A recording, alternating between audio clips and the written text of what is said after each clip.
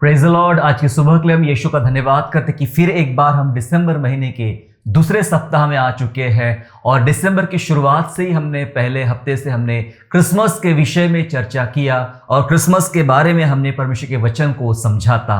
आज दूसरे सप्ताह में हम आ चुके हैं और आइए क्रिसमस के संदर्भ में ही हम बातें आगे करेंगे। पूरा दिसंबर जो है हम क्रिसमस के संदर्भ में यीशु मसीह की उसके जन्म को लेकर और हमारे उद्धार को लेकर हम बातें करेंगे।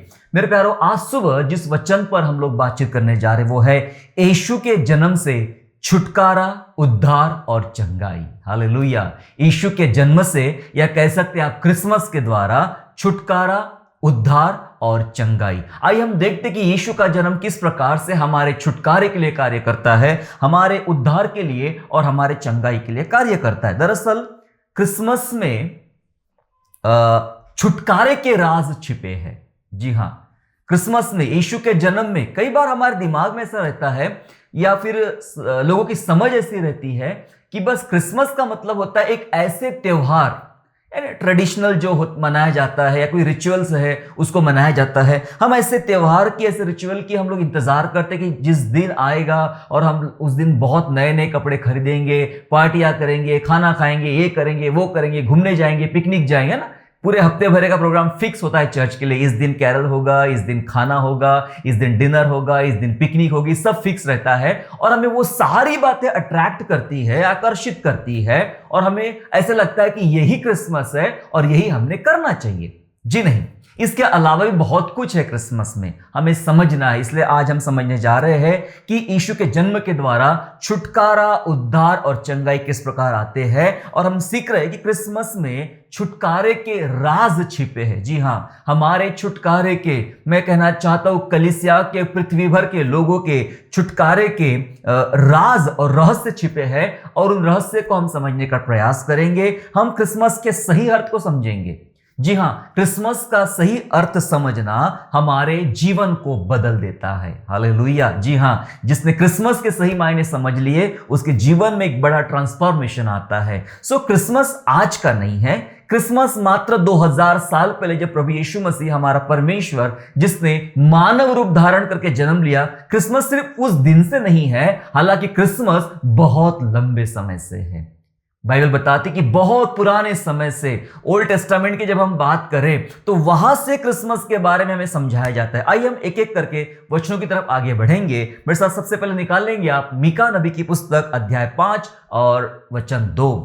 मीका चैप्टर 5 एंड वर्स 2, जिसमें लिखा है दूसरे वचन में, हे बैतलहम एप्रादा, यदि तू ऐसा छोटा है कि यहूदा के हजारों में गिना नहीं जाता, तो भी तुझ में से मेरे लिए एक पुरुष निकलेगा जो इजराइलियों में प्रभुता करने वाला होगा और उसका निकलना, सुनिए, उसका निकलना प्राचीन काल से वरन अनादि काल से होता आया है। हालेलुया।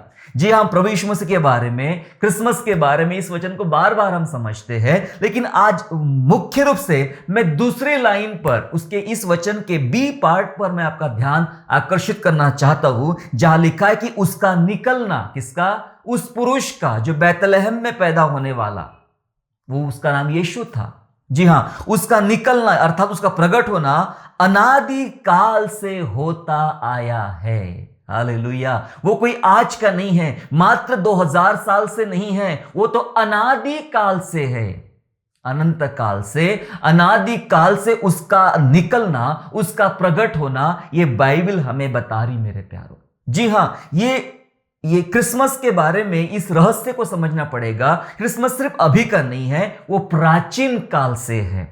जी हां, क्रिसमस जो है, क्रिसमस का आना जो है, यीशु के जन्म का होना जो है, वो आज का नहीं है, वो प्राचीन काल से है। तो इसका यह अर्थ है मेरे प्यारों कि क्रिसमस एक कोई छोटी घटना नहीं है जिसके बारे में लोग बहुत सारी बातें करते हैं कि हमें नहीं मनाना चाहिए। कहां लिखा है बाइबल में कि 25 दिसंबर को क्रिसमस हुआ था? मैंने कब कहा, या दुनिया कब कहती है, हमारे प्रचारक कब कहते कि 25 दिसंबर को जन्म हुआ था? हम तो कहते यीशु का जन्म हुआ था।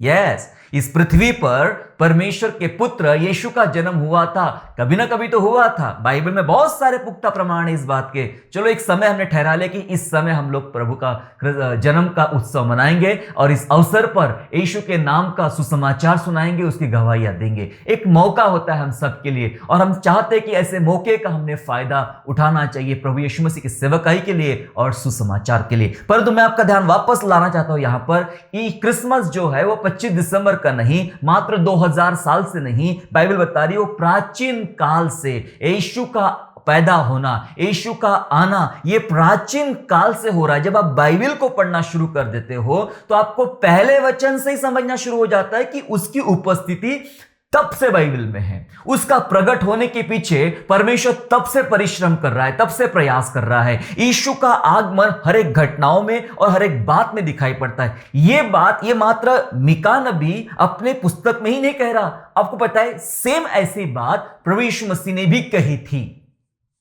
जी हां, सेम ऐसी बात कि मैं कोई आज का नहीं हूं, मैं तो बहुत पुराना हूं। जी हां, और यह बात उसने अपने मुंह से कही थी। और उसके लिए हम लोग चलेंगे यूहन्ना रचित सुसमाचार अध्याय 8 में चलेंगे। हम चलेंगे gospel of John chapter 8 and verse 58। 8वें अध्याय का 58 वचन इस प्रकार कहता है, यीशु ने उनसे कहा, मैं तुमसे सच सच कहता हूं कि पहले इसके कि इब्राहिम उत्पन्न हुआ, मैं हूं। हालेलुया। अब वो यहूदियों से बातें कर रहा है और यहूदी कहते तेरी उम्र तो 50 साल की भी अभी नहीं है, तो इब्राहिम की बारे में बात करता है, इब्राहिम को देखने की बात करता है। यीशु ने उनको जवाब दिया, मैं तुमसे सच सच कहता हूं कि इब्राहिम पैदा होने से पहले से मैं हूं। Praise the Lord. प्राचीन काल से है क्रिसमस मेरे प्यारो। यीशु का जन्म लेना वो आज का नहीं है। यीशु खुद कहते कि इब्राहिम से पहले मैं उत्पन्न हुआ हूं, तब से है। इसलिए हमें इस क्रिसमस को समझना पड़ेगा और इस क्रिसमस में जो छुटकारे के रहस्य छिपे हैं, जो छुटकारा, उद्धार और चंगाई के राज छिपे हैं, इन बातों को देखना पड़ेगा कि सबसे बड़ा जो होता है उद्धार, और उसके लिए ये सारे प्रयास परमेश्वर के थे जो परमेश्वर ओल्ड टेस्टामेंट में, पुराने नियम में कर रहा था, कलीसिया क्या उद्धार करता प्रभु यीशु मसीह को प्रकट करने के लिए। अब बाइबल कैसे पढ़ते हैं? जब आप बाइबल को पढ़ो तो आपको यीशु के नजरों से बाइबल पढ़ना पड़ेगा। आपको उन सारी बातों में यीशु को ढूंढना पड़ेगा। जब आप प्रभु यीशु मसीह को ढूंढना शुरू कर देंगे, मैं आपको बताना चाहता हूं, उत्पत्ति के पहले अध्याय में पहले वचन से आपको दिखना शुरू हो जाएगा। उसकी उपस्थिति वही से दर्ज है। हालेलुया।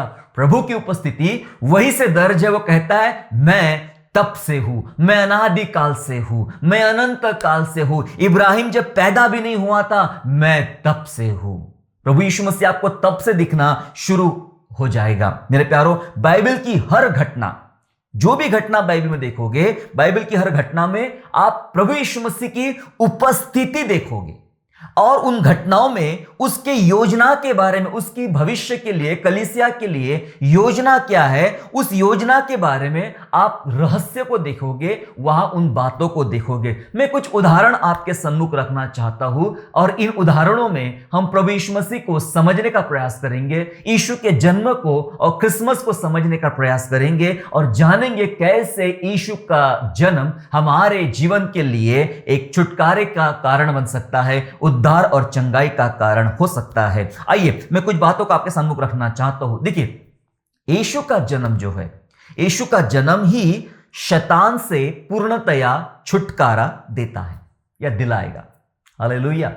यीशु का जन्म लेना बहुत जरूरी था। जब हम देखते कि परमेश्वर ने सृष्टि की रचना की, आदम और हव्वा को परमेश्वर ने बनाया और उसके बाद जब उन्होंने पाप किया और उस पाप से बचने के लिए कोई माध्यम नहीं बचा, कोई रास्ता नहीं बचा था, और उस रास्ते को बनाने के लिए ये शैतान की योजना थी कि मनुष्य को मौत में ले चले, मृत्यु में ले चले, पापों में ले चले, और प्रभु यीशु मसीह का जन्म होना बहुत जरूरी था। और ये शैतान से, शैतान के कामों से, शैतान के योजनाओं से पूर्णतया छुटकारा अगर कोई दिला सकता था तो वह यीशु का जन्म, यीशु का जन्म या क्रिसमस हम कह सकते हैं, वही शैतान के कामों से पूर्णतया छुटकारा दिला सकता था। मेरे साथ निकालेंगे, उत्पत्ति की पुस्तक निकाल लेंगे, यह बहुत ही प्रसिद्ध वचन है।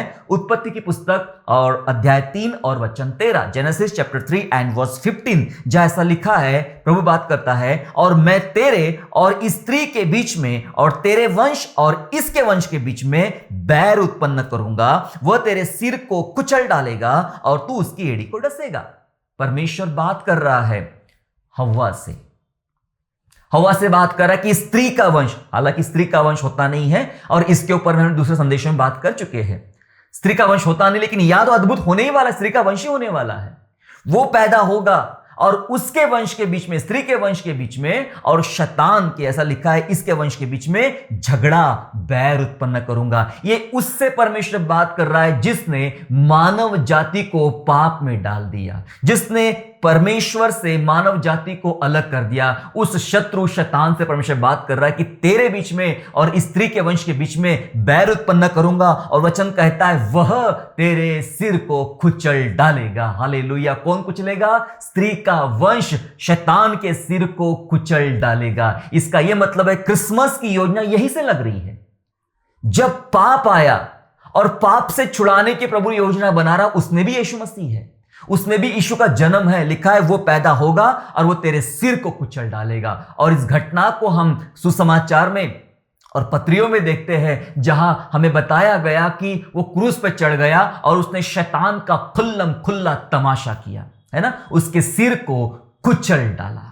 शैतान के सिर को प्रभु यीशु मसीह ने कुचल डाला। मेरे प्यारो, ये क्रिसमस पैदा हो रहा है, यीशु जन्म ले रहा है और शैतान से पूर्णतया छुटकारा दे रहा है। इस बात की पुष्टि जो होती है वो नया नियम में होती है। मेरे साथ निकालेंगे गलातियंस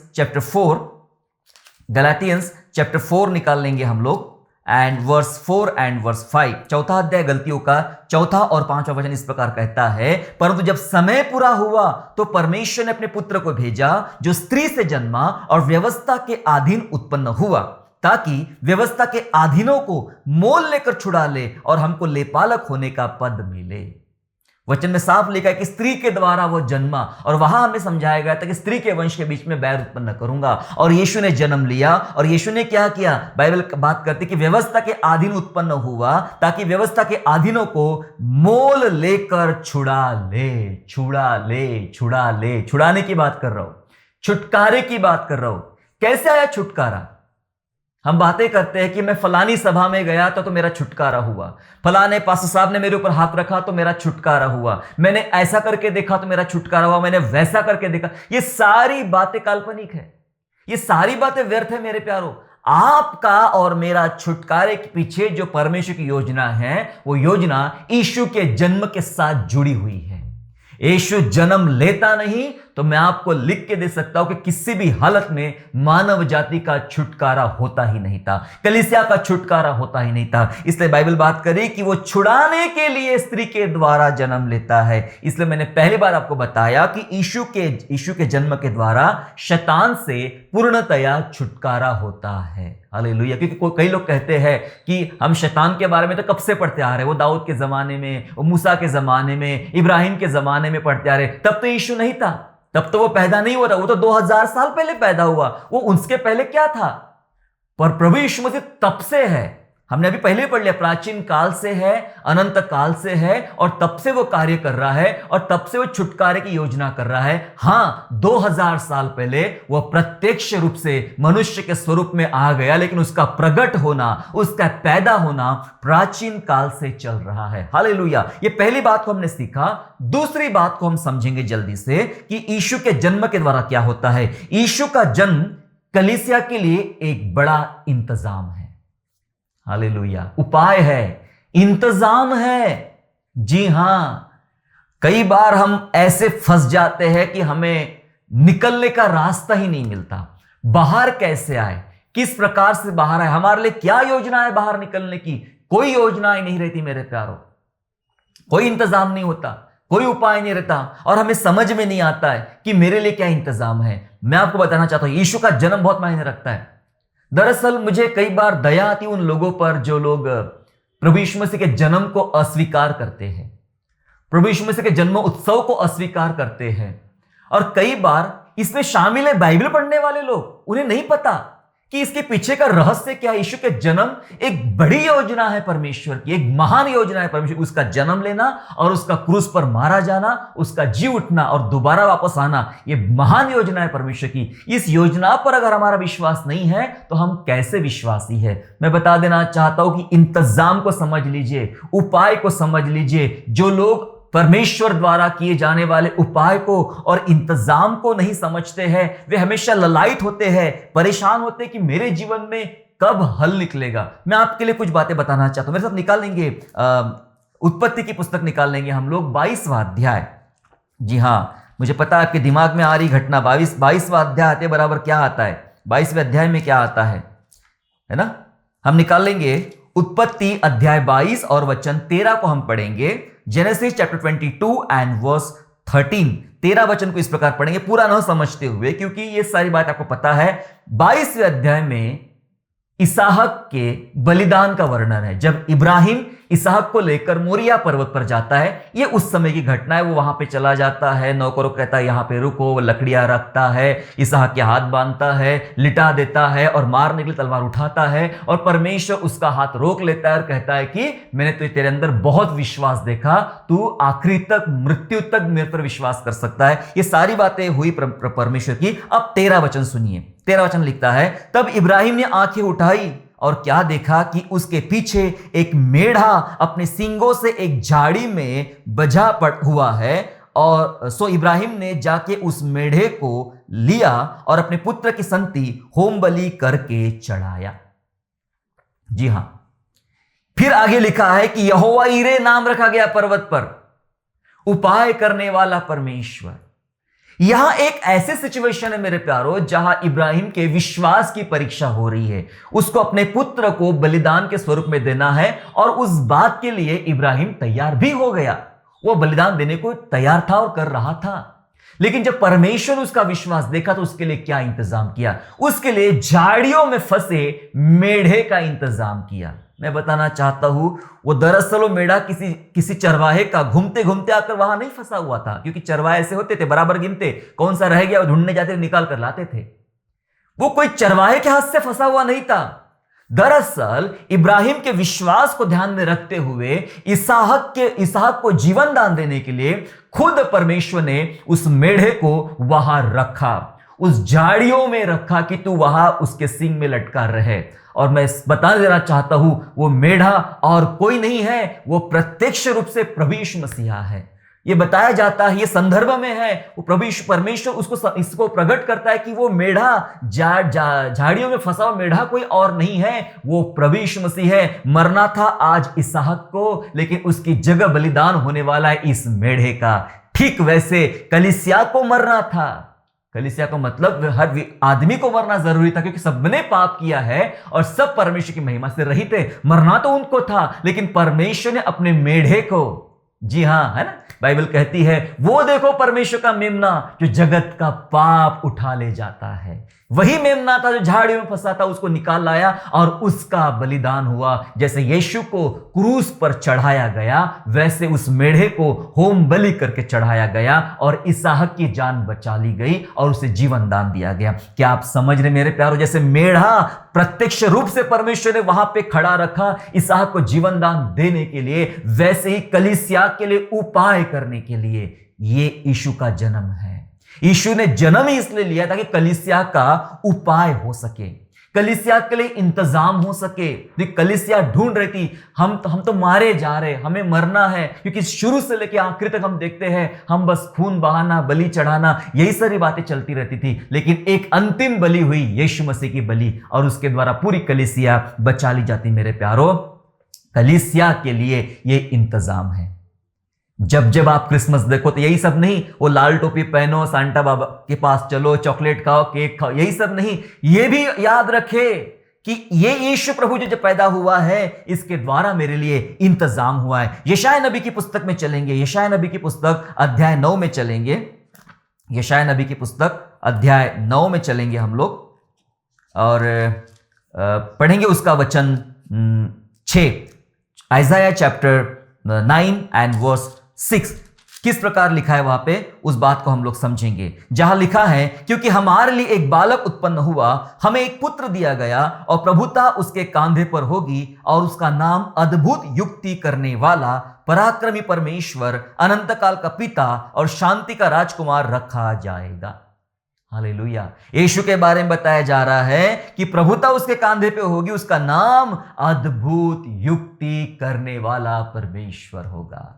अद्भुत युक्ति। जी हां, क्या कलीसिया इस बात को समझ रही कि कलीसिया के लिए परमेश्वर ने अद्भुत युक्ति किया है? जैसे इसहाक के लिए अद्भुत युक्ति किया, उपाय करने वाला परमेश्वर है। अद्भुत युक्ति थी वो। वहां तो किसी को खबर ही नहीं थी कि वहां पे कुछ पहले से ही जो होम बलि देना है, उस बलि के लिए मेमना पहले से ही रेडी है, और वो प्रभु यीशु मसीह था। जी हां, प्रभु यीशु मसीह था। या लिखा है वो अद्भुत युक्ति किया उसने, इसहाक के लिए, इब्राहिम के लिए अद्भुत युक्ति किया उसने, कलीसिया के लिए अद्भुत युक्ति किया। मेरे प्यारो, यीशु अद्भुत युक्ति करने वाला परमेश्वर है और कलीसिया के लिए वो उपाय है, कलीसिया के लिए इंतजाम है। मेरे प्यारो, मैं यही बात बताना चाहता कि इसी क्रिसमस में छुपे हैं रहस्य। जी हां, छुटकारे के, उद्धार। अभी तक 2 बातें हमने देखी। पहली बात देखा कि यीशु का जन्म शैतान से पूर्णता या छुटकारा दिलाएगा। दूसरी बात हमने सीखा कि यीशु का जन्म कलीसिया के लिए एक उपाय है, इंतजाम है। और अब जानेंगे तीसरी बात को। तीसरी बात इस प्रकार से है कि यीशु का जन्म कड़वाहट में मिठास है। हालेलुया। क्रिसमस, आओ सबको हम केक खिलाते, मीठा केक खाओ, केक खाओ, केक खाओ, ये करो वो करो, मिठाइयां खाओ। पर पता है, ये मिठाइयों का स्वाद तुरंत खत्म होता है। मुझे केक बहुत पसंद है और जब भी केक खाओ तो मन नहीं भरता है। उसका स्वाद बड़ा मजेदार है, अच्छा है, लेकिन उसका जो मिठास है, उसका स्वाद है, जब तक आप केक खा रहे हो तब तक ही रहता है। आखिरी तक, कई समय तक, लंबे समय तक, लंबे दिनों तक उसका स्वाद नहीं रहता है। लेकिन सच्चे क्रिसमस की तरफ ध्यान दे। सच्चा क्रिसमस केक नहीं है, सच्चा क्रिसमस मिठाइयां नहीं है। सच्चा क्रिसमस, सच्चा यीशु का जन्म जो है वो कड़वाहट में मिठास है। यदि आपके लाइफ में किसी प्रकार की कड़वाहट चल रही है, पारिवारिक कड़वाहट, बाहरी कड़वाहट, भीतरी कड़वाहट चल रही है, उसमें मिठास पैदा करना है, रिश्तों में मिठास पैदा करना है, तो आओ क्रिसमस मनाए, आओ यीशु के जन्म को समझ ले। क्योंकि उसका प्रकट होना प्राचीन काल से, कैसा प्राचीन काल से हो रहा था, उस बातों को आज हम समझ रहे मेरे प्यारों। कैसे प्राचीन काल से हो रहा था, हमने जितने उदाहरण बताए बहुत पुराने उदाहरण हैं, ओल्ड टेस्टामेंट के उदाहरण आपको बता रहे। तब से चल रहा था यीशु का प्रकट होना, तब से चल रहा था। इसलिए यीशु ने कहा कि इब्राहिम से पहले जो पैदा हुआ वो मैं हूं, तब से चल रहा था। फिर सब निकालेंगे निर्गमन की पुस्तक चैप्टर 15 अध्याय और 25 वचन, एक्सोडस चैप्टर 15 एंड वर्स 25 में जाने से पहले बता दूं कि ये उस समय की घटना है जब मूसा इजरायलियों को फिरौन के देश से बाहर निकाल लाया और उन्होंने अभी अभी एक बड़ा चमत्कार देखा था। लाल समंदर को फटते हुए देखा था, उसके भीतर से मार्ग होकर उन्होंने अपने ठिकाने पर उन्होंने पहुंचे थे और समुद्र के बीच में उन्होंने काफी मिराकल्स देखे थे, कैसे फिरौन की सेना को परमेश्वर ने निकाल दिया, खत्म कर दिया और अपनी प्रजा का प्रभु ने बचाव किया। ये सारी बात देखी थी। थोड़े से आगे बढ़े वो लोग और आगे बढ़ने के बाद उनको प्यास लगी और मारा नाम की जगह थी, वो मारा नाम की जगह के पास आए और उनको वहां पर प्यास लगी। और उस संदर्भ में उस समय क्या हुआ पढ़ेंगे हम लोग। 15 अध्याय उसके 25 वचन में इस प्रकार लिखा है, तब मूसा ने यहोवा की दोहाई दी और यहोवा ने उसे एक पौधा बतला दिया, जिससे जब उसने पानी में डाला तब वह पानी मीठा हो गया। वही यहोवा ने उनके लिए एक विधि और नियम बनाया और वही उसने यह कहकर उनकी परीक्षा की। पानी कड़वा था, मारा नामक जगह में पानी कड़वा था और सब चिल्लाने लगे कि ये पानी कड़वा है, तू यहां मरने के लिए हमें लाया है? ये कड़वा पानी पी के हम मर जाए, या अच्छे पानी की व्यवस्था नहीं है, तू हमें मरने के लिए लाया है? कई बार कितनी भी भलाई की जाए लोगों के साथ, पर भलाइयां लोग भूल जाते। अभी बड़ा चमत्कार दिखा था, उन्होंने भूल गए और मूसा पर कुड़कुड़ करने लगे कि तू हमें यहां मरने के लिए ले आया है। अरे भाई, वो तुम्हें जीवन देने के लिए लाया है और तुम बात कर रहे हो तुम हमें मरने के लिए लाए हो। यहां पे पानी कड़वा था। कड़वे पानी को मीठा बनाने के लिए प्रभु ने एक पौधा दिखाया। ये पौधा उठा और पौधा पानी में डाल। क्या आपको पता है ऐसा दुनिया में कोई पौधा है जिस पौधे को पानी में डालते ही कड़वा पानी, खारा पानी मीठा हो जाए? क्या आप जानते हैं ऐसा कोई पौधा है दुनिया में? मुझे तो नहीं लगता ऐसा कोई पौधा है ना? पौधा डालती पानी मीठा हो जाए। ऐसा होता तो सारे पौधे काट काट के समुद्र किनारे लोग प्यास के मारे मरते। पानी पीने का उनके पास में नहीं है, वो डाल के कितनी बार बहुत अच्छे से पानी मीठा बना लेते थे। बड़ी मुश्किल है मेरे प्यारों। मेरे प्यारों, ये कोई साधारण पौधा नहीं था जिसको उठाकर पानी में डालने के लिए बात की थी। दरअसल वो कड़वाहट में एक मिठास पैदा करना था और परमेश्वर ने एक पौधा दिखाया। वो हो तो साधारण ही पौधा होगा, लेकिन परमेश्वर ने उससे कहा यह पौधा उठा के पानी में डाल। पीने वाला 1 2 3 4 आदमी नहीं है, हजारों की संख्या है पानी पीने वालों की। एक पौधा हजारों को पानी पिलाने वाला है, हजारों के लिए मीठा पानी बनाने वाला है। यह बहुत बड़ा चमत्कार है, यह कोई साधारण बात नहीं है। यह पौधा किधर से आया भाई? यह कौन सी जाति का पौधा था, कौन से चीज का पौधा था, किसी को नहीं पता। मैं बताना चाहता हूं, इस पौधे का नाम था प्रभु यीशु मसीह। हालेलुया। इस पौधे का नाम था प्रभु यीशु मसीह। यह पौधा जब कड़वे पानी में डाला गया और प्रभु ने बताई, यही विधि बताई कि पानी में डाला गया तो पानी मीठा हो गया। कितनों के जीवन में आज कड़वाहट चल रही है, कितनों की कलीसियाओं में कड़वाहट चल रही है, कितनों के पर्सनल लाइफ में, फैमिली लाइफ में कड़वाहट चल रही है। कुछ मीठापन नहीं आ रहा। ये केक खाओ, मुंह रूठा है, मुंह टेढ़ा कर रहे हो, केक खा रहे, इससे कोई मिठास नहीं आने वाली है। ये मिठास आपको थोड़े टाइम की रहेगी। मुझे बहुत पसंद है, लेकिन मुझे पता है ये मिठास थोड़े ही टाइम की रहती है, ज्यादा टाइम ये मिठास रहती नहीं है। और लंबे समय तक मिठास अपने जीवन में लेना है, रिश्तों में लेना है, परिवारों में लेना है। ये जो कड़वाहट चल रही है, आइए एक पौधा निकाले और पानी में डाले। पौधा यीशु का जन्म, यीशु का जन्म है। यीशु आया, पौधा डाला, पानी मीठा हो गया। जी हां, यीशु का जन्म कड़वाहट में मिठास पैदा कर देता है। पता है घटना हुई थी जब यीशु मसीह, नए नियम में यीशु मसीह की गिरफ्तारी हुई थी। यीशु को गिरफ्तार किया गया था और उस पर कार्यवाही चल रही थी। जी हां, उसको गुनहगार माना गया था और उस पर सरकारी कार्यवाही चल रही थी। और वहां अलग अलग राजा थे, पिलातुस और हेरोदेस, और वो अपनी अपनी एक्टिविटी कर रहे थे, अपने अपने जिम्मेदारियां पूरी कर रहे थे कि हमारे एरिया में है तो हम कुछ कानून लगाएंगे, हम कुछ सजा देंगे। फिर दूसरे वाले के एरिया में, पिलातुस के एरिया में है तो वो जाएगा और वहां उस पर कानून लगाए। ये सारी व्यवस्था वहां पर चल रही थी। लेकिन यीशु की वजह से कुछ हुआ। पता क्या हुआ? चलो पढ़ते हम लोग लूका रचित सुसमाचार अध्याय 23 में चलेंगे हम लोग। लूका रचित सुसमाचार अध्याय 23 और वचन 12। Gospel of Luke chapter 23 and verse 12। 12 वचन में ऐसा लिखा है, उसी दिन पिलातुस और हेरोदेस मित्र हो गए, इसके पहले वे एक दूसरे के बैरी थे। क्यों? किस दिन हुआ? जब यीशु का मामला उनके कोर्ट में चल रहा है। यीशु का मामला, पहले वे लोग कट्टर बैरी थे, दुश्मन थे। ये दो वो ऐसे लोग हैं जो कलीसिया के मसीहों के विरोधी हैं। जी हां, और वो जो दोस्ती हो रही है उनके अंदर में भलाई के लिए नहीं हो रही है। वो दोस्ती कलीसिया के बचाव में नहीं हो रही है, मसीहों के बचाव में नहीं हो रही है। भले ही कटुता के साथ दोस्ती है, दोनों कठोर राजा है, बुरे राजा है और इतिहास में उनके विषय में लिखा गया है, लेकिन इनके अंदर बैर था, दुश्मनी थी। यीशु का मामला इनके कोर्ट में चल रहा है, इनके राज्य में चल रहा है, और सिर्फ यीशु के मामले की वजह से, मैं कहना चाहता हूं यीशु की वजह से दो बैरी दोस्त बन गए। लिखा है यहां पे, दो बैरी दोस्त बन गए, पिलातुस और हेरोदेस दोस्त बन गए। भले ही उसकी मनसा अलग हो, लेकिन यीशु आया, वो पौधा आया पानी के भीतर। अच्छे लोगों ने पानी पिया, बुरे लोगों ने पानी पिया। जो थोड़े दिन में मरने वाले थे उन्होंने पानी पिया, जो पाप करने वाले थे उन्होंने पानी पिया, जो वहां जाने वाले थे वाचा के देश में उन्होंने पानी पिया। यीशु आया और ये दो बुरे लोग थे, बैरी थे, एक दूसरे के दुश्मन थे।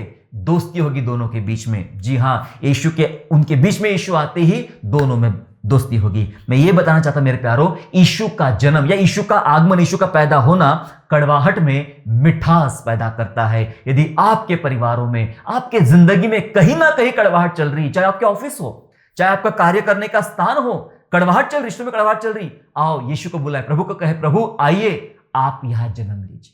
उस पौधे के समान प्रभु आप यहां जन्म लीजिए। मैं उस पौधे को उठा के पानी में डाला, मैं आपको प्रभु अपने जीवन में डालना चाहता हूं। मैं आपको प्रभु अपने परिवार में, अपने रिश्तों में डालना चाहता हूं। जहां पर कड़वाहट चल रही है वहां मिठास पैदा हो जाए।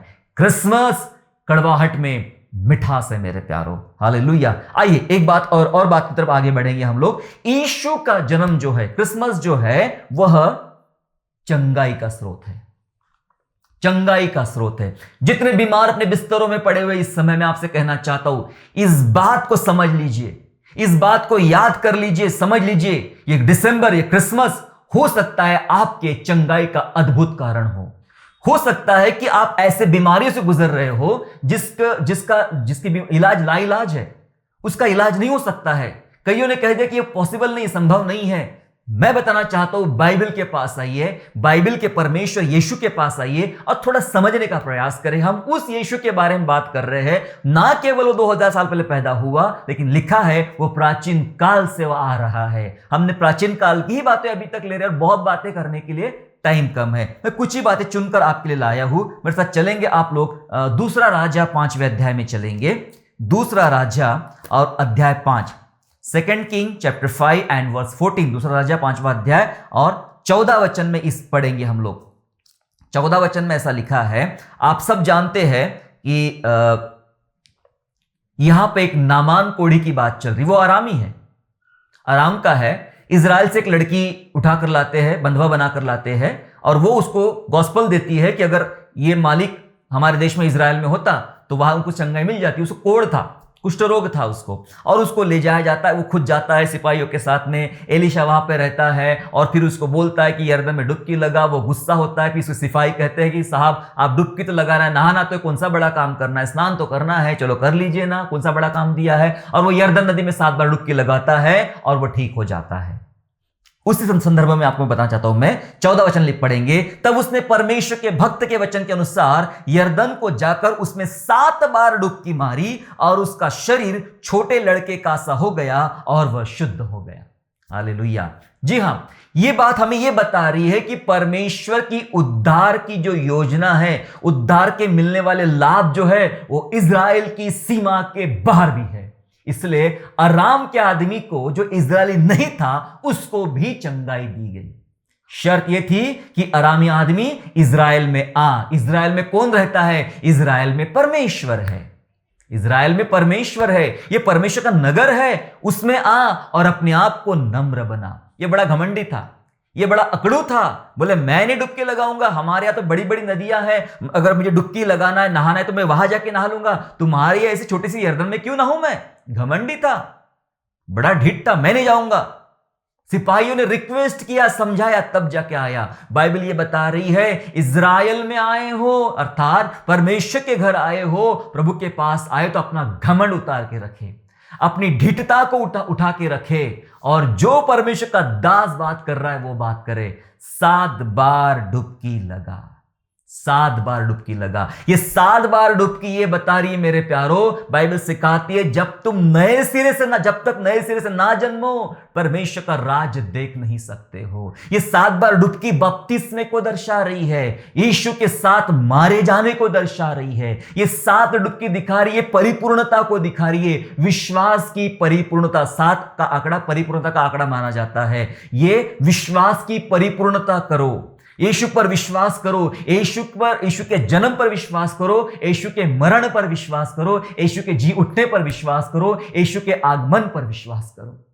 हालेलुया। वो डुबकी, वो पानी की वजह से चंगाई नहीं मिल रही है। यरदन में तो और भी लोग नहाए थे, उनको चंगाई तो नहीं मिली। ये पानी की वजह से चंगाई नहीं मिली है, चंगाई मिली है परमेश्वर के नगर में, परमेश्वर के तरीके से काम करने के द्वारा। यरदन का पानी अपने आप में यीशु के जैसा था। जो कोई यीशु में डूब जाएगा वो चंगा होकर बाहर निकल जाएगा। जो बीमार आज अपने बिस्तर पे पड़े हैं, जिनकी बीमारियां ठीक नहीं हो रही है, आपकी हालत भी शायद नामान के जैसी है, ये लाइलाज रोग है, इसका कोई इलाज नहीं हो सकता है, और आप यीशु के पास आए हो। यीशु का जन्म इसलिए हुआ कि आपको चंगा करो। उसने कहा मैं इसलिए आया कि बीमारों को चंगा करूं। जी हां, आइए हम उस यरदन में डुबकी लगाए। हमारे लिए यरदन कौन है? हमारी यरदन हमारा प्रभु यीशु मसीह। उसका जन्म, उसका होना मायने रखता है। जी हां, आप उसमें डूब जाए, प्रभु में डूब जाए। 38 साल का रोगी एक पानी की बाट जोह रहा था, उस पानी हिलाएगा तो मैं जाऊंगा, चंगाई पाऊंगा। वो पानी उसको हिल नहीं कर सकता है। यहां यीशु खड़ा है, उसने कहा उठ, अपनी खाट उठा, चल, फिर मैं तेरे लिए ही आया हूं। वो उठ के खड़ा हो गया, चंगा हो गया।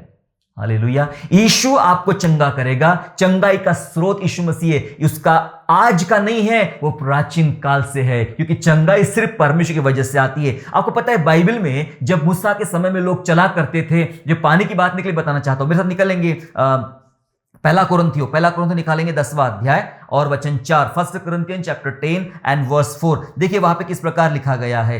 10वें अध्याय के 4थे वचन में लिखा है, और सबने एक ही आत्मिक जल पिया, क्योंकि वे उस आत्मिक चट्टान से पीते थे जो उनके साथ साथ चलती थी, और वह चट्टान मसीह था। हालेलुया। होरेब चट्टान की बात हो रही है। प्रभु ने कहा मैं उस पर खड़ा रहूंगा और इससे तो बात करना, इससे पानी निकलेगा और प्रजा इसका पानी पिएगी। जी हां, वो चट्टान जो साथ साथ चलती थी, जिन्होंने उनको पानी पिलाया, मरने से बचाया, उनको रोगों से बचाया। वहां कोई फिल्टर पानी नहीं मिलता था, आरओ का पानी नहीं मिलता था। ये पानी अपने आप में बड़ी चंगाई लेकर आता था उनके अंदर में। जी हां, मैं खड़ा रहूंगा। प्रभु ने कहा मैं होरेब पर्वत पर मैं खड़ा रहूंगा, और वो चट्टान उनके साथ साथ चलती थी, वो यीशु मसीह था। ये बाइबल बता रही है कि वो उसका होना, उसका जन्म लेना वो आज का नहीं है, वो अनंत काल से है, प्राचीन काल से है। हालेलुया। जैसे यरदन में नामान को चंगाई मिली, वैसे इसी चट्टान से जिससे मसीह पानी बहाता था, उस पानी से इजराइल की प्रजा की प्यास बुझाएगी। चंगाई का स्रोत है यीशु का जन्म। अगर आप बीमारी के बिस्तर में पड़े हुए हो तो इस क्रिसमस में प्रभु को हो, आप चर्च जाए, आप क्रिसमस मनाने जाए, प्रभु को निवेदन करो। कभी भी आ सकता, 25 तारीख तक वेट करने की कोई जरूरत नहीं। वो आज का क्रिसमस आज आपके लिए है। ये वचन शायद आप किसी भी साल में सुन लीजिए, किसी भी महीने में सुन लीजिए, आज यीशु का जन्म आपके लिए है। यीशु को पुकारे, प्रभु मैं आपको पुकारता हूं, मैं आपसे नहा लेना चाहता हूं, मैं नया जीवन पा लेना चाहता हूं। डूब जाइए और चंगाई को ले लीजिए। हालेलुया। आखिरी बात बता के खत्म करना चाहता हूं, हालांकि आखिरी नहीं है, पर समय मेरा खत्म हो रहा है, इसलिए मेरे लिए आखिरी है। ठीक है, आखिरी बात क्या बताना चाहता हूं? आखिरी बात यह है, यीशु का जन्म शत्रुओं का नाश करता है। कितने लोग, कितने कलीसिया, कितने परिवार दुश्मनों से घिरे पड़े हुए हैं। दुश्मन चारों तरफ, दुश्मन आप पर अटैक कर रहा है। अब कलीसिया का जो क्रिसमस है बहुत मुश्किल में है इस वर्ष में, सब लोग जानते हैं। हम काफी तकलीफों से, भारतीय कलीसिया, पाकिस्तानी कलीसिया है ना, बांग्लादेशी कलीसिया, मैं आपसे बताना चाहता हूं, हम बहुत तकलीफ से गुजर रहे हैं। यह क्रिसमस बहुत तकलीफ वाला है। मैं बताना चाहता हूं, यीशु का जन्म बहुत मायने रखता है। यीशु का जन्म शत्रुओं का नाश करेगा, शत्रुओं से आपको बचाएगा। मैं नहीं कह रहा, यह बाइबल का वचन जो क्रिसमस के संदर्भ में है वो बात कर रहा। मेरे साथ निकालेंगे यशायाह नबी की पुस्तक अध्याय 7, यशायाह नबी की पुस्तक निकाल लेंगे अध्याय 7 और वचन 16। आइज़ाया चैप्टर 7 एंड वर्स 16, जहां ऐसा लिखा है 16 में, क्योंकि उससे पहले कि वह लड़का, यीशु के बारे में बात हो रही है, वह लड़का बुरे को त्यागना और भले को ग्रहण करना जाने, वह देश जिसमें दोनों राजाओं से तू घबरा रहा है निर्जन हो जाएगा। Praise the Lord. क्या बात हो रही है? यहूदा का राजा आहाज से परमेश्वर बात कर रहा है। आहाज ऐसे कठोर 2 राजाओं से परेशान था और उससे बचने की प्लानिंग कर रहा था, और उस दौरान यशायाह नबी के द्वारा भविष्यवाणी होती है कि एक कुंवारी गर्भवती होगी, प्रभु तुम्हें एक चिन्ह देगा, चिन्ह तुम्हारे बचाव का चिन्ह देगा। एक कुंवारी गर्भवती की पुत्र जन्मेगी, उसका नाम इम्मानुएल, जिसका मतलब परमेश्वर हमारे साथ रहेगा। और अब लिखा है वो लड़का, वो यीशु जिसका पैदा होगा, जब वो पैदा होगा और बुरे को त्यागना भले को ग्रहण करना जब तक वो जान लेगा, थोड़ा बड़ा होगा तो तू ये जो राजाओं से डर रहा है, ये पूरे नगर को निर्जन होता हुआ देख पाएगा। मतलब राजा तो क्या, प्रजा भी दिखेगी नहीं, ये तब तक खत्म हो जाएंगे। तेरे दुश्मन, तेरे बैरी उस लड़के के पैदा होने से खत्म हो जाएंगे। हालेलुया। कौन है ये लड़का? उस कुंवारी मरियम का बेटा यीशु नासरी। Praise the Lord. उसके आने से दुश्मन खत्म हो जाएंगे। क्या सच्चा क्रिसमस आप मना रहे हो? सच्चे यीशु को अपने परिवार में बुला रहे हो? सच्चे यीशु को कलीसिया में बुला रहे हो? वो आएगा तो दुश्मन खत्म हो जाएगा। ऐसा लिखा है वो राजा निर्जन हो जाएंगे, लोग तक दिखाई नहीं पड़ेंगे। जिन बैरियों ने डंडे उठाए हैं, जिन बैरियों ने लाठियां उठाई है, जिन बैरियों ने ये ठान ले कि इस बार तो क्रिसमस होने नहीं देंगे, इस बार तो आराधना होने नहीं देंगे, वो तो आंखें समझ में आएंगे हम कहां जा रहे हैं, कुछ दिखाई नहीं पड़ेगा, खत्म हो जाएंगे और परमेश्वर की कलीसिया के लिए स्वतंत्रता रहेगी, आनंद रहेगा, क्योंकि उस यीशु का पैदा होना दुश्मनों का नाश है। मेरे प्यारो, ये तो ओल्ड टेस्टामेंट में बताया गया, न्यू टेस्टामेंट में भी घबरा गए थे लोग उसके पैदा होते ही, पता है। चलो मत्ती रचित सुसमाचार अध्याय 2 में चलेंगे।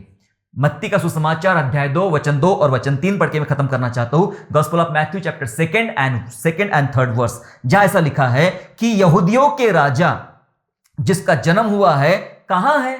ज्योतिषी पूछ रहे हैं, क्योंकि हमने पूर्व में उसका तारा देखा है और उसको प्रणाम करने के आए हैं। हेरोदेस से बात हो रही है। यह सुनकर हेरोदेस राजा और उसके साथ सारा यरूशलेम घबरा गया। हालेलुया।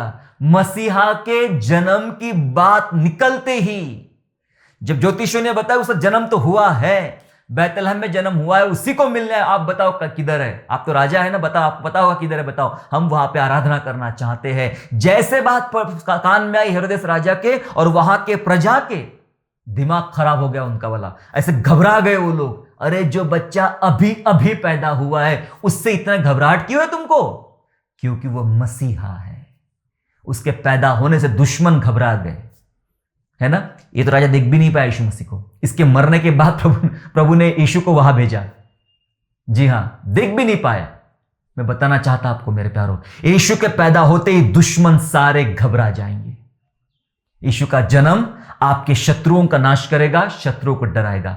क्या आप तैयार है कलीसिया? इस बार इस क्रिसमस को समझने के लिए आपको 5 बातें बताया। यीशु के जन्म से छुटकारा, उद्धार और चंगाई। 5 बातें मैंने बताया कि यीशु का जन्म शैतान से पूर्णतया छुटकारा देगा। यीशु का जन्म कलीसिया के लिए इंतजाम है। तीसरी बात सीखा हमने, यीशु का जन्म कड़वाहट में मिठास है। चौथी बात सीखा, यीशु का जन्म चंगाई का स्रोत है। और 5वीं बात हमने सीखा, यीशु का जन्म शत्रुओं का नाश करता है। मैं कोई टेक्निकल चीजें और बहुत सारी रहस्यमय बातें नहीं बताना चाहता आपको, मैं वो बातें जिसके द्वारा कलीसिया का विश्वास बढ़े और कलीसिया उद्धार पाए और प्रभु में मजबूत बन जाए। आइए हम लोग प्रार्थना करें, इस क्रिसमस को इन आशीषों के साथ में अपने जीवन के लिए स्वीकार करें। आइए दुआ करें।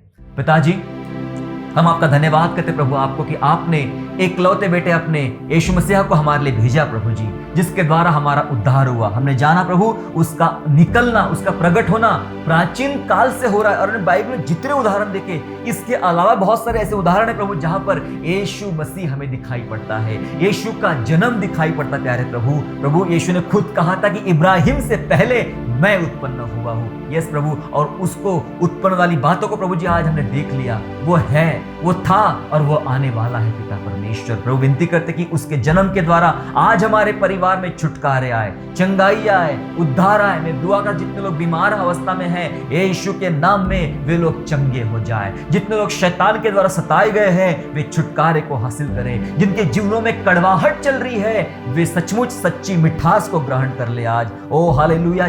जो लोग शत्रुओं से घिरे पड़े हुए हैं, प्यारे पिता परमेश्वर, शत्रुओं से उनका छुटकारा हो जाए, कलीसिया के लिए एक बेहतर इंतजाम हो जाए। आइए प्रभु, इस क्रिसमस में, आज हम क्रिसमस मनाते हैं, आज यीशु को आमंत्रित करते हैं, यीशु का जन्म अपने हृदय में करते हैं। आइए प्रभु, और बड़े छुटकारे, उद्धार और चंगाई काम हमारे जीवन में कीजिए। धन्यवाद करते हैं कि आपने कलीसिया को छुआ, आशीर्वाद दिया। धन्यवाद के साथ प्रभु यीशु मसीह के नाम से प्रार्थना मांगते हैं, आमीन।